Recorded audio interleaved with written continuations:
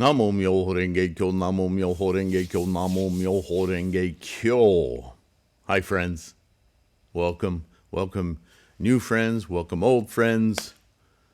Thank you for your practice, your study, your curiosity. I hope this finds you in good health and secure. I have been working diligently on the new Buddhist reference book. We're up around 216 pages so far. And I've been taking some time to, I don't know if you've ever written a long form kind of thing or anything really, but you tend to outline stuff and then you go back and you elaborate and correct and words continue to get added. I did want to state once again, though, that it is not my endeavor here to cover every term ever used in Buddhism. But my focus, my strong focus, as those of you who've been here for a while, is Nichiren's elucidations. He's our mentor. He's who we're emulating.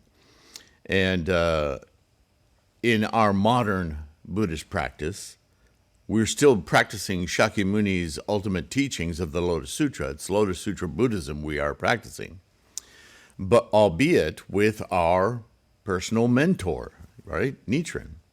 And we have some 400 writings that are either attributed to or authored by Nichiren to give us guidance and clarity on what which Shakyamuni was very clear about 27 centuries ago, telling us to perceive, to cull the meaning from the teachings, and not get hung up too much on the words. So it seems odd that I would do a reference book.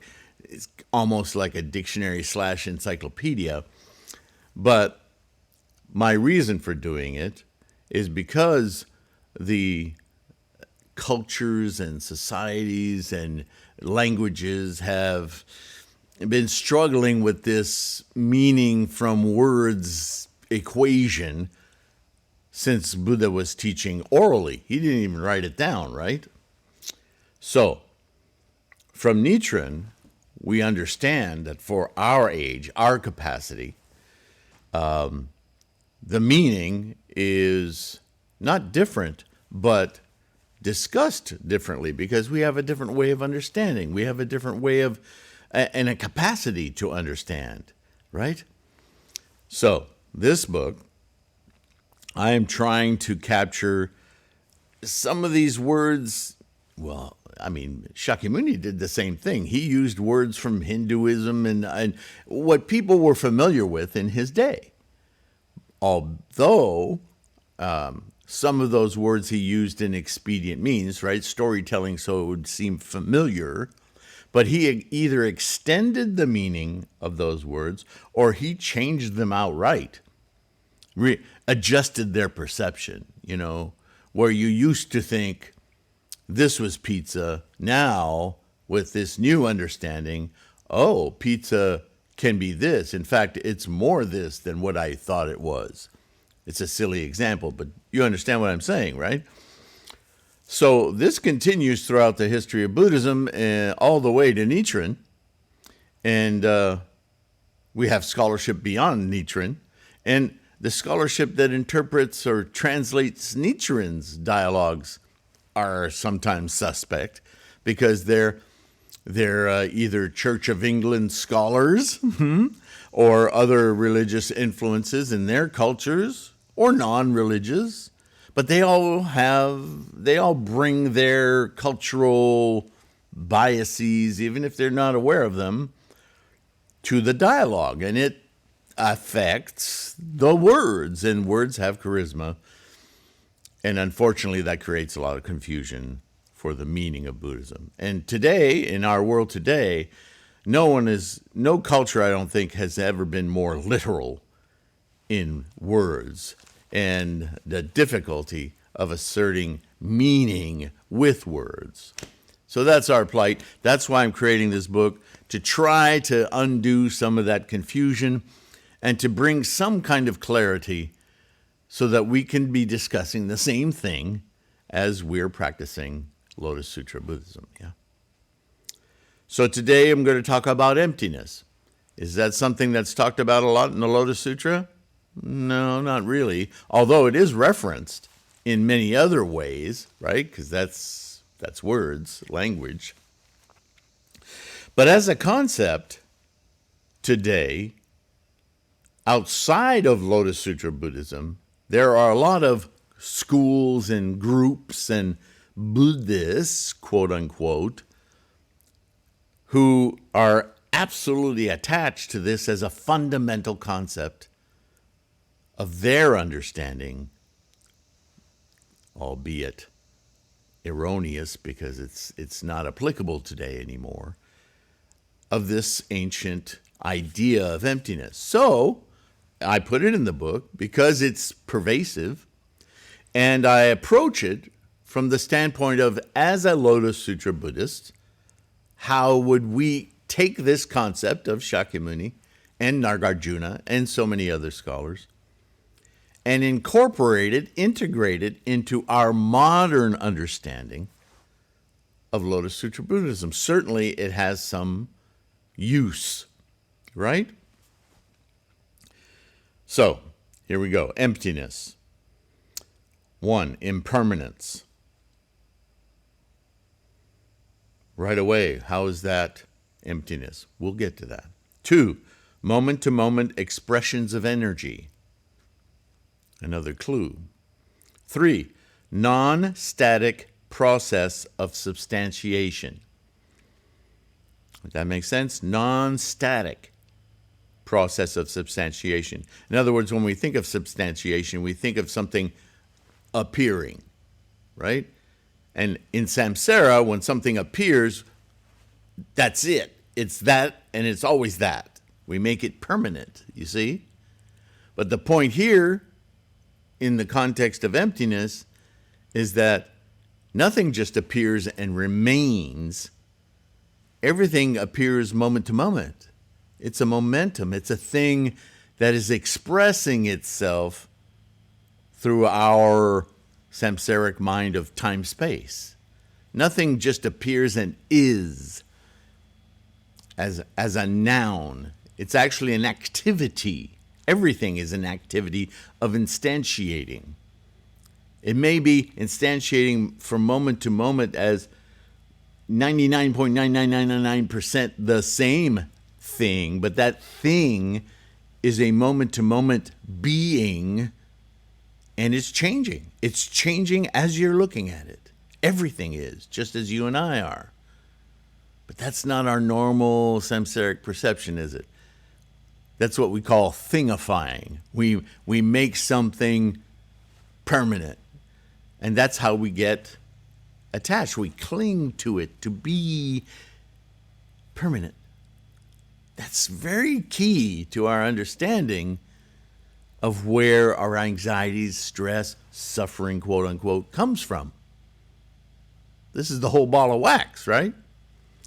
Number 4, the truth of all phenomena. Again, a description of emptiness.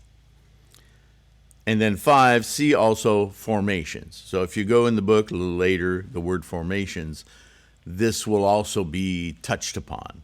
And that is something we talk about in the Lotus Sutra, right? Formations. It's also from very early teachings. All right, so here I go. The subject of a great deal of confusion, emptiness is a term of intense study and elucidations from Shakyamuni, Bodhisattva Nagarjuna, and many more. Entire schools of Buddhism, quote unquote, have used misinterpretations or incomplete understanding of emptiness as justification for erroneous practices of every sort.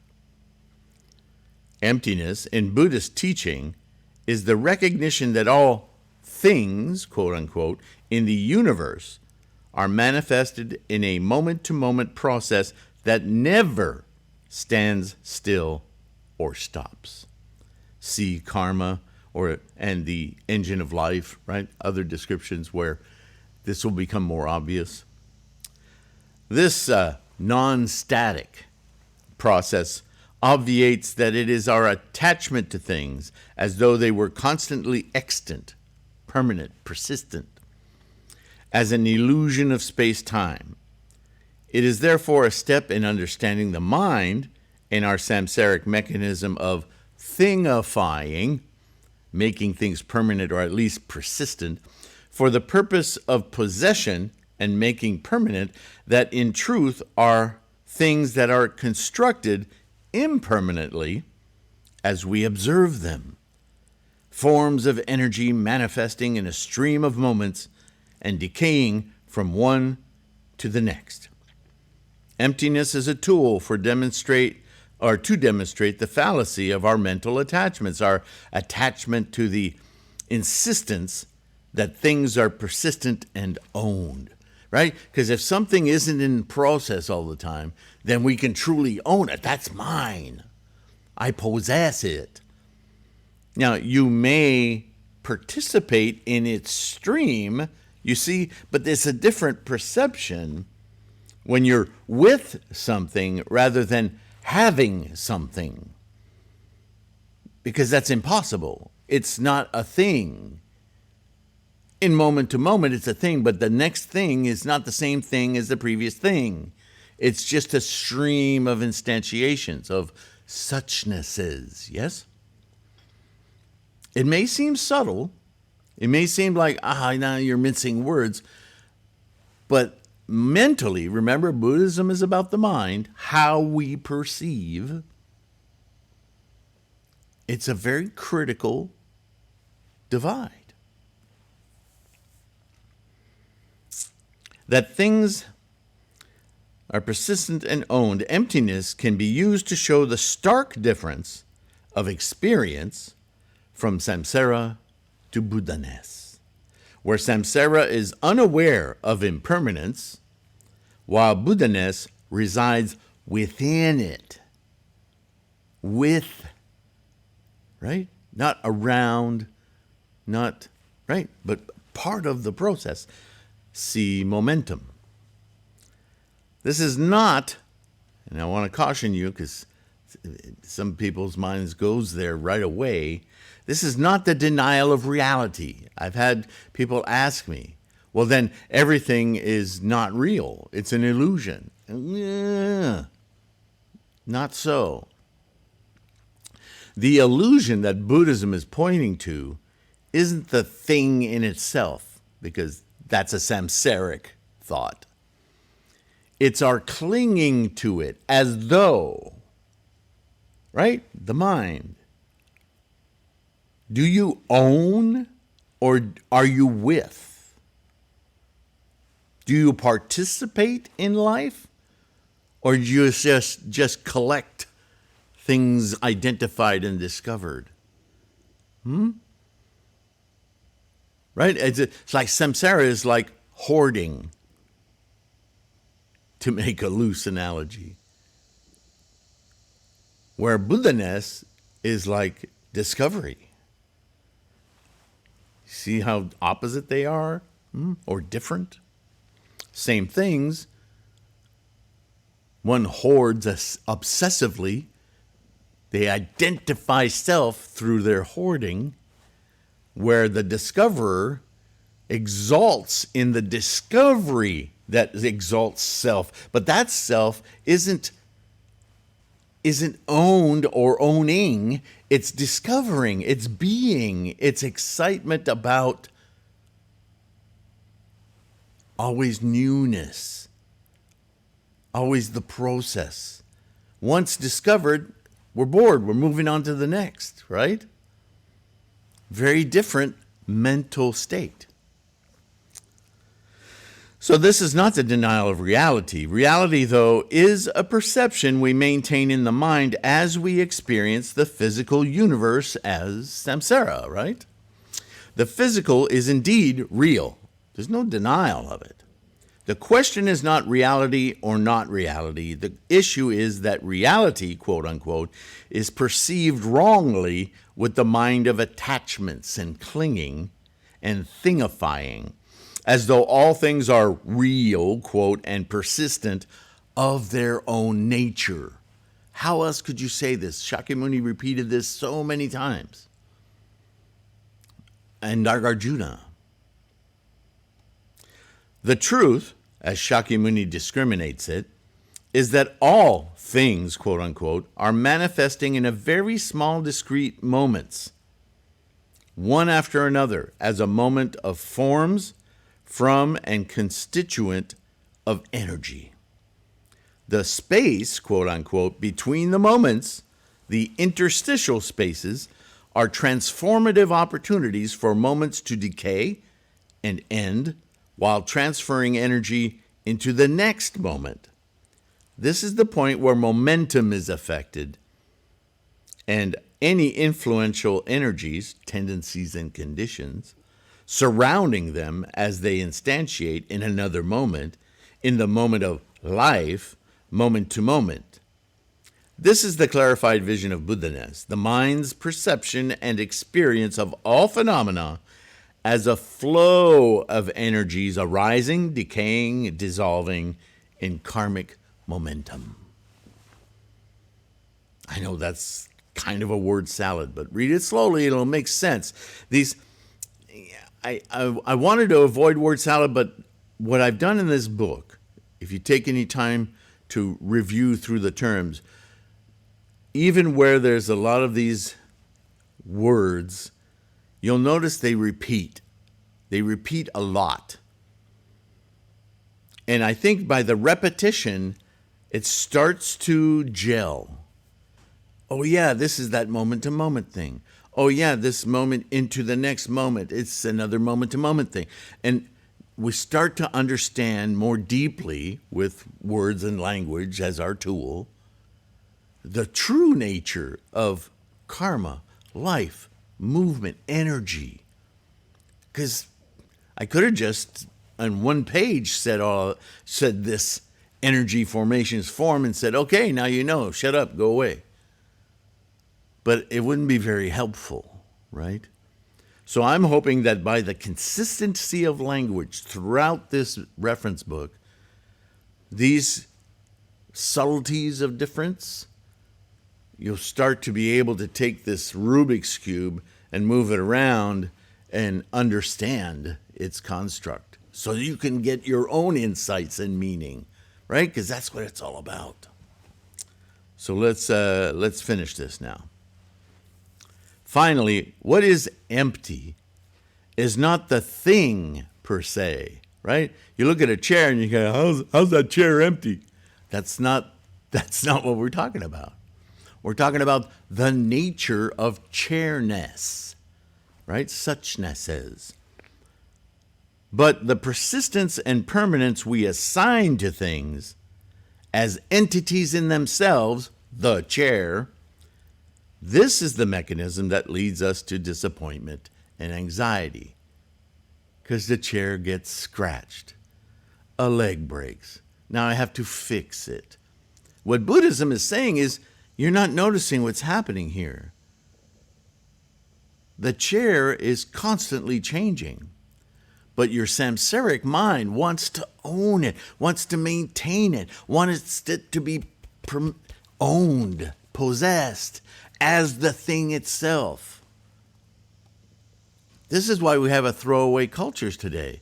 We're obsessed with getting new things, and within a week of bringing it home, it's not new anymore. Bored, get a new one.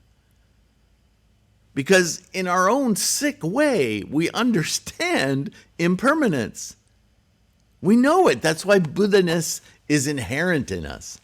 But it's so contorted and twisted by our clinging attachments, right?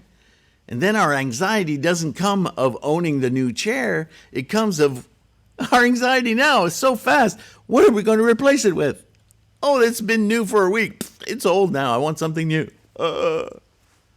This is samsara. This is the suffering that Shakyamuni was talking about. This clinging, this wanting to own, have, right? To be, the self itself.